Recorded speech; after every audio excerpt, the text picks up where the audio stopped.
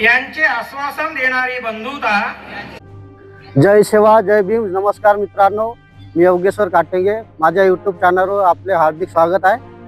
आज संविधान दिन समारोह तालुका अर्जुनी जिल्हा गोंदिया या कार्यक्रमाचे प्रमुख पाहुणे श्री राजरत्नजी आंबेडकर उपस्थित होत आहेत। सर्वांना क्रांतिकारी जय भीम, जय संविधान।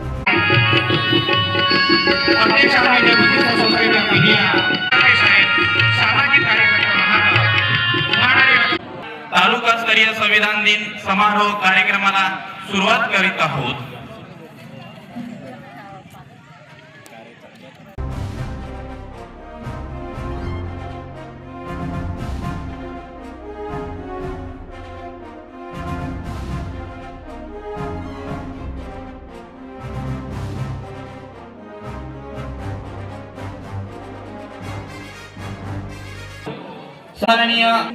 सन्माननीय अतिथीगणांना अशी विनंती आहे की त्यांनी संविधान मंचावर येऊन आपले स्थान ग्रहण करावं। प्रवासात असल्यामुळे या ठिकाणी या वेळेला येऊ शकले नाही, पण त्यांचे सुद्धा प्रवासात आहेत, अगदी थोड्या जवळ येऊन पोहोचले आहेत, ते सुद्धा या कार्यक्रमाला येतीलच। आमच्या या अर्जुनी मुरगाव तालुक्याच्या नगराध्यक्षा आदरणीय मंजुषाताई बारसागडे यांना अशी विनंती आहे की त्यांनी महामानवांच्या प्रतिमेला पुष्प अर्पण करून संविधान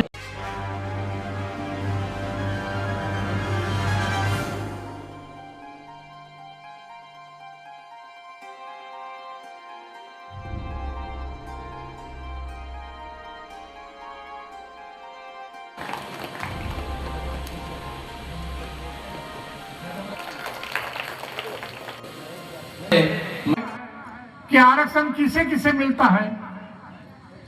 शेड्यूल कास्ट, शेड्यूल ट्राइब और ओबीसी को यह आरक्षण का प्रावधान है। लगभग 6,743 जातियों को आरक्षण दिया जाता है। आरक्षण 3 प्रकार का है। एक तो शिक्षा के क्षेत्र में आरक्षण है, नौकरी के क्षेत्र में आरक्षण है और राजनीति में भी आरक्षण है। इसके लिए कोई समय सीमा नहीं है, लेकिन राजनीति के क्षेत्र में जो आरक्षण मिलता है 335 के अंतर्गत 332, 333, तो उसके लिए समय सीमा है। तो पेपरों में कभी उसके लिए ओरिजिनली जो मूलतः जो संविधान है, उस संविधान में 10 साल की सीमा रखी गई थी। बाबा साहब इस विचार के थे कि ये 10 साल की सीमा बहुत कम होती है। उन्होंने अपनी दलील पेश की, इसकी सीमा ज्यादा होना चाहिए, लेकिन तत्कालीन समय में जो संविधान बनाने वाले और अन्य लोग थे, वे बाबा साहब के इस बात से सहमत नहीं हुए और इसीलिए उन्होंने केवल सर्वप्रथम 10 साल के लिए पॉलिटिकल रिजर्वेशन की व्यवस्था की और वही पॉलिटिकल रिजर्वेशन बार बार 10-10 साल के बाद में उसे बढ़ाया जाता है।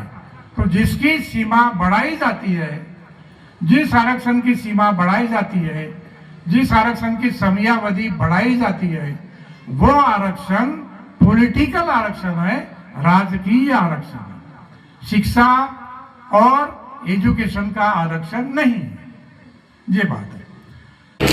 भारताचे लोक, भारताचे एक सार्वभौम, समाजवादी, धर्मनिरपेक्ष, लोकशाही गणराज्य घडवण्याचा व त्याच्या सर्व नागरिकास सामाजिक, आर्थिक व राजनैतिक न्याय, विचार, अभिव्यक्ती, विश्वास, श्रद्धा व उपासना यांचे स्वातंत्र्य, दर्जाची व संधीची समानता निश्चितपणे प्राप्त करून देण्याचा आणि त्या सर्वांमध्ये व्यक्तीची प्रतिष्ठा व राष्ट्राची एकता आणि एकात्मता यांचे आश्वासन देणारी बंधुता प्रवर्धित करण्याचा संकल्पपूर्वक निर्धार करून आमच्या संविधान सभेत आज दिनांक 26 नोव्हेंबर 1949 रोजी याद्वारे हे संविधान अंगीकृत आणि अधिनियमित करून स्वतःप्रत अर्पण करीत आहोत. जय संविधान.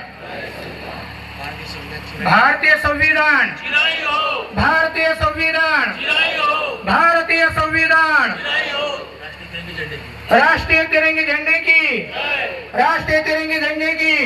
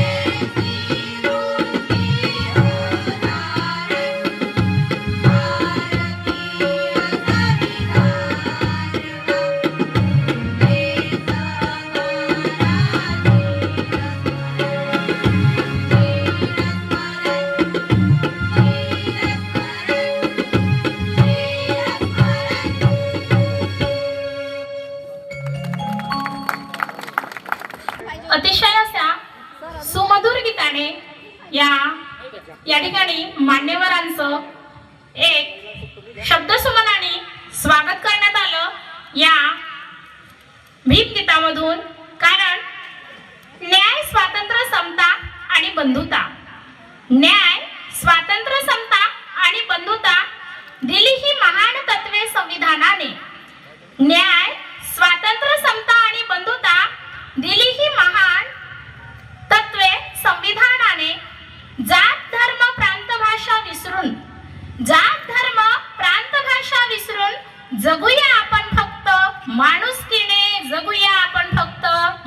चुटकीने या अतिशय सुमधुर आणि प्रेरणादायी गीतानंतर या ठिकाणी मी आमंत्रित करते आजच्या या कार्यक्रमाला प्रमुख अतिथी म्हणून लाभलेल्या माननीय मंजुषाताई बारसागडे यांना, नगराध्यक्ष नगरपंचायत अर्जुनी मोर, की त्यांनी आपल्या वाणीमधून आम्हाला बोधामृत पाजावं अशी मी त्यांना विनंती करते. असे आदरातिथ्य गुरुवर्य.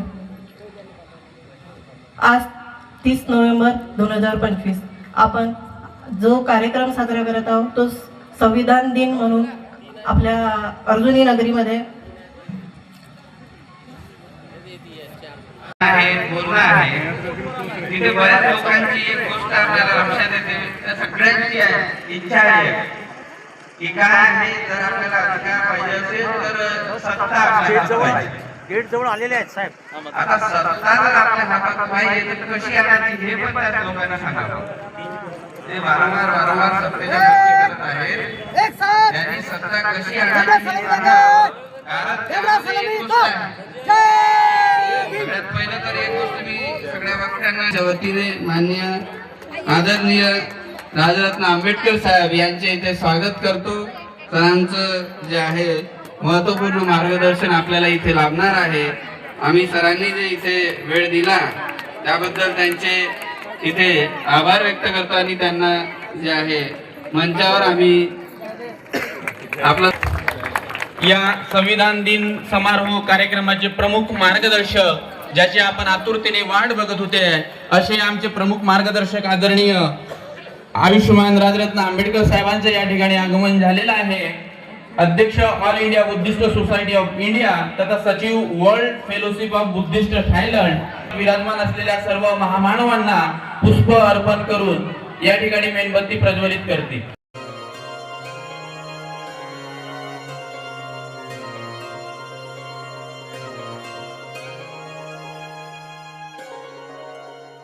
त्याची आपण आतुरतेने वाट बघत होत्या अशा सन्माननीय प्रमुख मार्गदर्शक आदरणीय Rajratna Ambedkar Saheb, the Buddhist society of India तथा सचिव world fellowship of Buddhist Thailand यांचं या ठिकाणी आगमन झालेलं आहे. साहेबांनी प्रतिमेच्या स्वरूपात विराजमान असलेल्या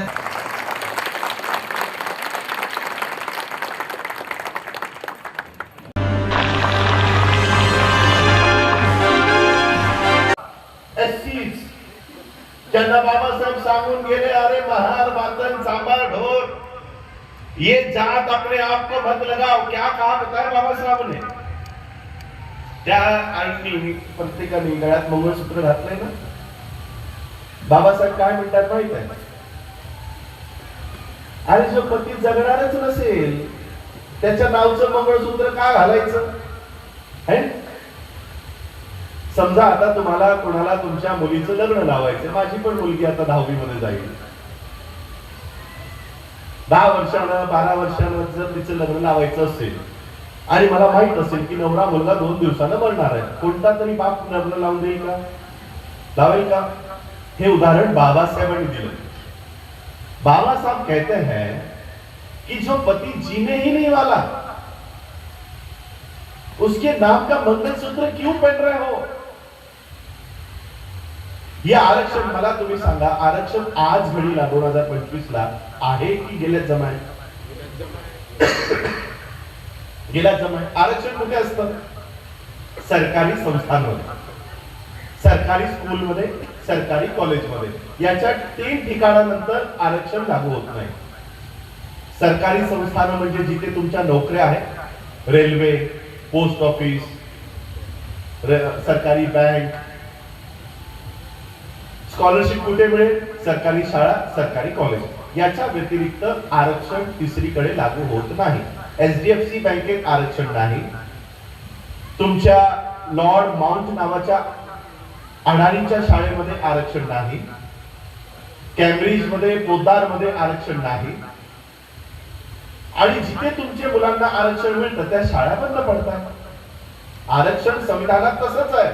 तुमच्या आरक्षणाच्या 1% हात लावलेला नाही, पण जिथं आरक्षण लागू होईल ते मात्र आम्ही बंद करणार.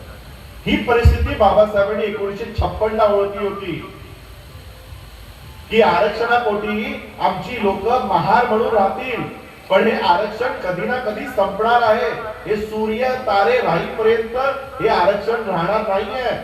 म्हणून बाबासाहेब म्हणतात की जो पती जगणारच नाही, म्हणजे जो आरक्षण घालायचं, जे आरक्षण आम्हाला मिळणारच नाही, त्या आरक्षणासाठी महार का म्हणून राहायचं. या आणि बाबासाहेब पुढे काय म्हणतात की खुशाल बौद्ध व्हा, घाबरू नका. ही ब्राह्मण तुम्हाला घाबरवतील की तुम्ही बौद्ध झाला तर आरक्षण संपेल, तुम्ही बौद्ध झाला तर तुमच्या नोकऱ्या जातील, पण काळजी करू नका, घाबरू नका, माझ्या पोटात तुमचे सगळे अधिकार शाबूत आहेत. बाबासाहेब तुम्हाला सांगून गेले, बौद्ध म्हणून तुमचे सगळे अधिकार माझ्या पोटात सुरक्षित आहेत. पण आम्ही बाबासाहेबांच्या पोटातल्या खिशात कधी हातच घातला नाही. त्या कोटाच्या खिशामध्ये पल्लवी जोशी हात घालून अख्ख्या दुनियाभर सांगते की मी बौद्ध आहे, ही महार आहे, यांच्याकडे जाऊ नका. बाबासाहेबांनी मला एक सांगा, हे प्रियांक, सगळी तत्व बुद्धाची आहे ना. बाबासाहेबांनी स्वतः कबूल केलंय की ही सगळी तत्व मी बुद्धाच्या जीवनातून घेतली. आता एक प्रामाणिक प्रश्न, 26 नोव्हेंबर 1949 ला, हिंदीत परत सांगतो कारण देशातल्या लोकांना पण हा माझा प्रश्न है. ये संविधान का प्रियम्बल बाबा साहब ने खुद कबूल किया है कि मैंने ये जो फिलॉसफी है, equality, liberty, justice end fraternity, ये बुद्ध के जीवन से ली है. अब अगर बुद्ध के जीवन से बाबा साहब ने संविधान का निर्माण किया है और ये संविधान 26 जनवरी 1950 को लागू हुआ है, तो फिर से बाबा साहब को 14 अक्टूबर 1956 को बौद्ध धर्म की दीक्षा लेनी चाहिए थी क्या? संविधान की वजह से तो बुद्धिज्म वैसे ही जीवित हो गया है ना. संविधान लागू करते ही बौद्ध धर्म का भी पुनर्जीवन हो गया है, तो वापस से बुद्ध के धर्म का दीक्षा लेना बाबा साहब को जरूरी क्यों लगा? क्यों लगा पता है? क्योंकि बाबा साहब को यह पता चल गया था कि मैंने बुद्ध का जीवन तो संविधान में अंकित कर दिया है, मैंने बुद्ध की शिक्षाओं को संविधान में तो डाल दिया है, लेकिन ये संविधान में ऐसे लोगों को दे रहा हूं जो लोग संविधान को इस देश में लागू नहीं करेंगे.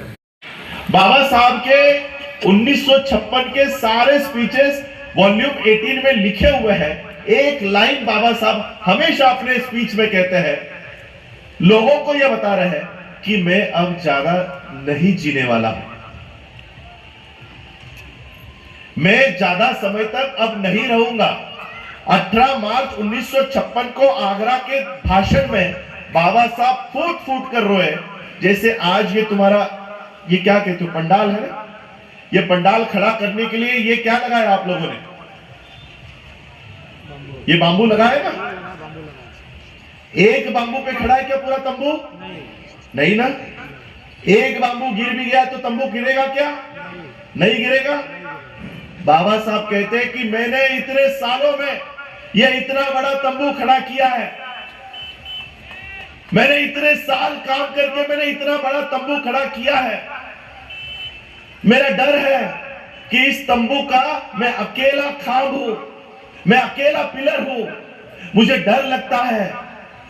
बाबा साहब जनता से कह रहे हैं, मुझे डर लगता है कि ये तंबू, ये खांब, ये पिलर अगर गिर गया तो मेरे तंबू का क्या होगा, मेरे मूवमेंट का क्या होगा. इतने सालों के बाद मैंने अपने समाज को उस मनुस्मृति के कानून से बाहर निकाला है, मेरे समाज का क्या होगा.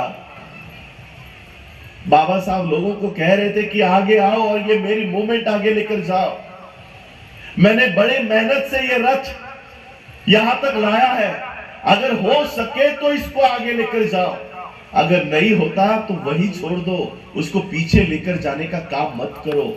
ये बाबा साहब के आखिरी इच्छा थी. क्या थी? मेरे बेटे को एक बिल्डिंग बांध के दूं या मेरे नेफ्यू को एक बंगला बांध के दूं. ये इच्छा नहीं थी कि मेरी मूवमेंट ठीक से चलाना. मेरी मूवमेंट जो यहां तक लेकर आया हूं इसको आगे बढ़ाना, ये इच्छा थी बाबा साहब की। 1956 में बाबा साहब ने हमको बुद्ध का धम्म दिया और क्या कहा पता है, क्या अपेक्षा की बाबा साहब ने? इंग्लिश में बाबा साहब का एक कोटेशन है कि my people will sacrifice everything to establish Buddhism in this country.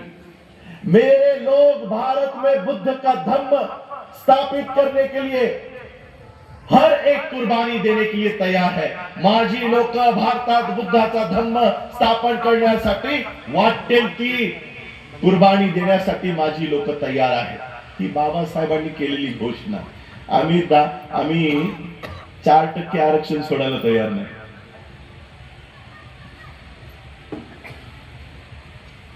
आम्ही बुद्धाचा धम्म या देशामध्ये, या जमिनीत वाढवण्यासाठी स्वतःची जात सोडायला तयार नाही। कुणाकडनं अपेक्षा व्यक्त केली बाबासाहेबांनी?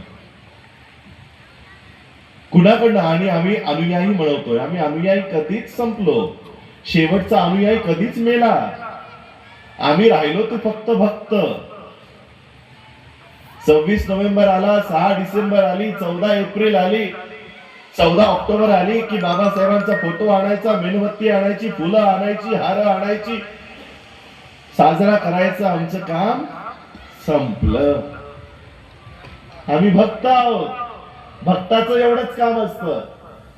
अनुयायी कधीच मेला, शेवटचा अनुयायी कधीच गेला। तो अनुयायी स्वतःमध्ये जिवंत करा। जिथे बाबासाहेबांची मुवमेंट थांबली आहे तिथून पुढे घेऊन जाणारे अनुयायी बाबासाहेबांच्या मुवमेंटला हवे, ते अनुयायी आम्हाला हवे। बाबा साहब अम्बेडकर जी ने बौद्ध धर्म की दीक्षा देने के बाद, संविधान देने के बाद बुद्ध का धम्म आपको क्यों दिया पता है? कि अगर ये संविधान ही तुम्हारी रक्षा कर सकता है तो बुद्ध के धम्म की कोई जरूरत नहीं है। लेकिन अगर ये संविधान तुम्हारी रक्षा नहीं कर पाया तो? मी बोलतोय म्हणजे मी माझ्या पंजोबासाठी बोलतो। बाबासाहेब काही माझे पंजोबा नाही, मी काही बाबासाहेबांचा पणतू नाही। हा जे मी उभा आहे हे बाबासाहेबांचा परिवार नाही। माता रमाई गेल्या, कशाने गेल्या माहितीये का? टीबीने। कधी होतो टीबी? ज्यावेळेस 2 वेळचं अन्न एखाद्या व्यक्तीला मिळत नाही, न्यूट्रिशन ज्याला आपण म्हणतो, जे व्यक्तीला मिळत नाही त्याला टीबी होतो। बाबासाहेबांच्या घरात 2 वेळच्या भाकऱ्या बनत नव्हत्या, पण बाबासाहेब घरात बसून राहिले नाही किंवा बाबासाहेब स्वतःच्या घरात भाकऱ्या कशा बनतील यासाठी काम करत राहिले नाही।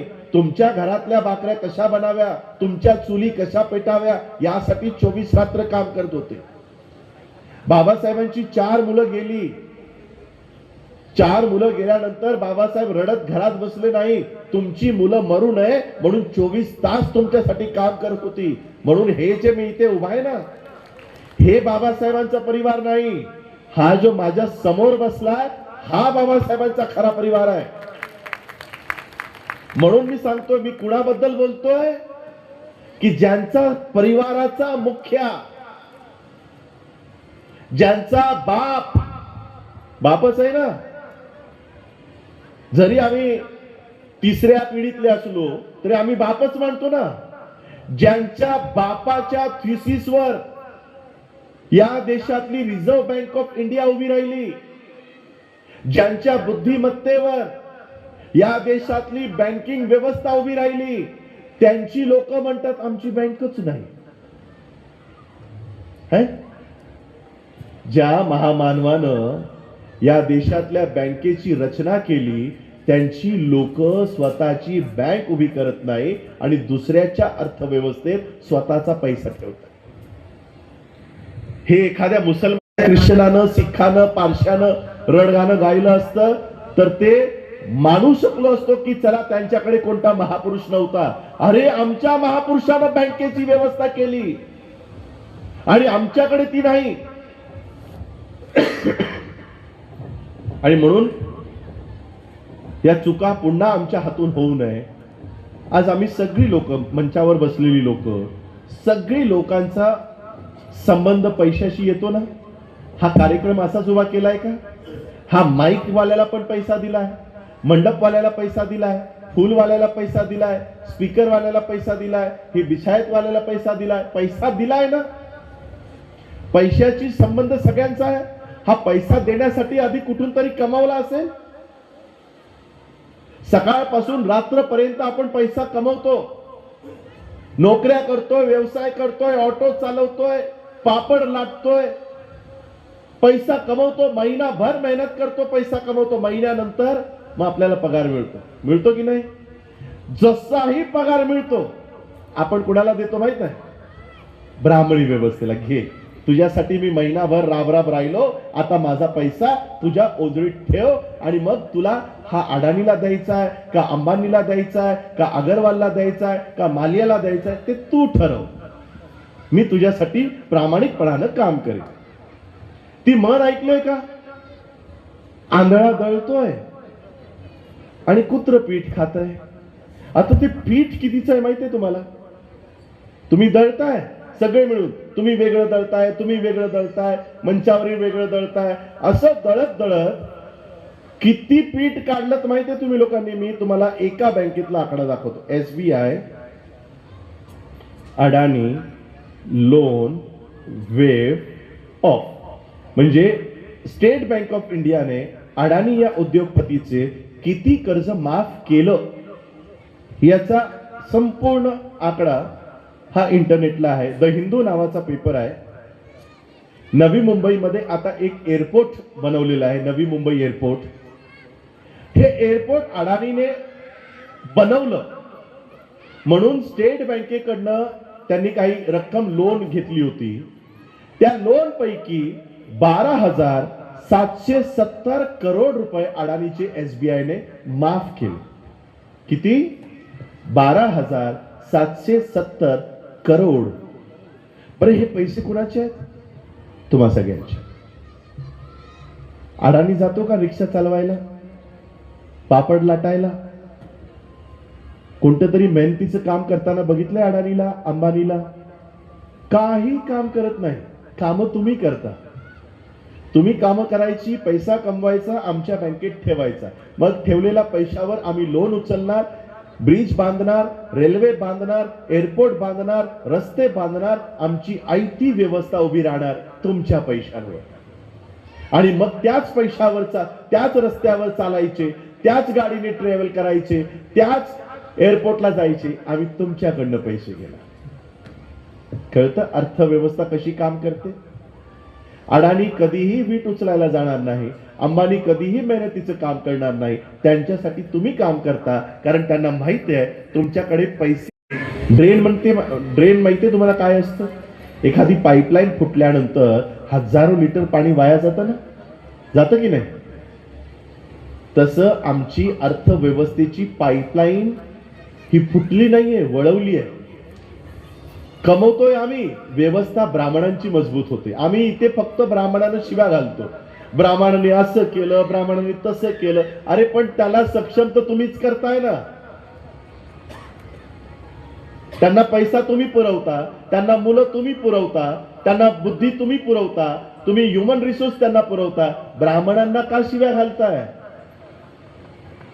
त्यांचे हात तर तुम्ही मजबूत करताय. म्हणून हे हात मजबूत करायचे थांबवण्यासाठी आम्ही बाबासाहेब आंबेडकरांच्या नावानं डॉक्टर भीमराव रामजी आंबेडकर बँकेची स्थापना केली. ती घरोघरी नेण्याचं काम आम्ही करतोय. लोकांना सांगतोय की आता तुमचा एकही रुपया या स्टेट बँकेमध्ये, महाराष्ट्र बँकेमध्ये, HDFC बँकेमध्ये एकही रुपया आपला ठेवायचा नाही. सगळे पैसे हे डॉक्टर BR आंबेडकर बँकेमध्ये ठेवायचे. का? तर जर बँक बौद्धांची असेल तर व्यवस्था ही बौद्धांची उभी राहील, अडाणी अंबानीची नाही. नियोजनच नाही आमच्याकडे. 75 वर्ष झाली आम्हाला आमच्या पैशांचं नियोजन नाही.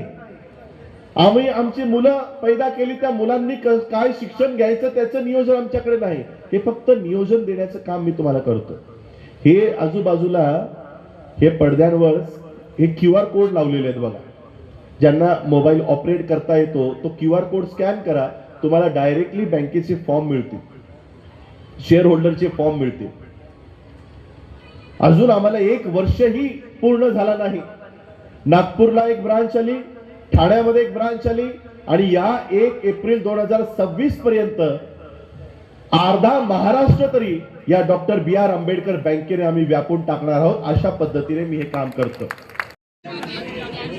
म्हणजे आपण चिन्हांकित लोकशाही स्वीकारली, आपण विचारांची लोकशाही किंवा एखाद्या उमेदवाराला भाव निवडून देण्याची लोकशाही आपण निवडली नाही. आणि फक्त लोकशाहीचा अर्थ घेणाऱ्या 5-5 वर्षाच्या निवडणुका एवढ्याच आपण समजून बसलो.